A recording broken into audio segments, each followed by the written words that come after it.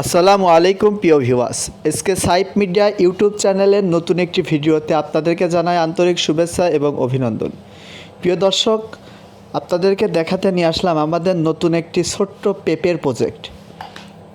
বাংলাদেশের প্রেক্ষাপটে সবসময় ফেব্রুয়ারি, মার্চ, এপ্রিল এই ৩-৪ মাস পেঁপের দাম সর্বোচ্চ থাকে।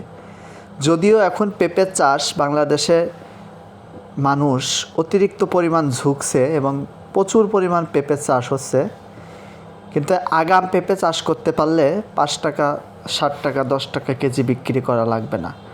আর এই পেঁপে চাষের উপযুক্ত সময় এখনই।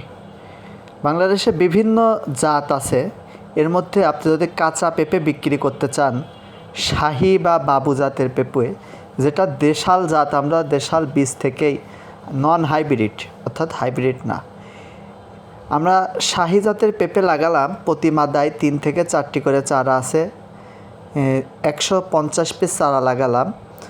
আশা করা যায় জানুয়ারি ফেব্রুয়ারি মাসে আমরা পেঁপে বিক্রয় করতে পারবো, ফেব্রুয়ারিতে এবং মার্চে বিক্রয় করতে পারবো, অর্থাৎ রোজার আগেই।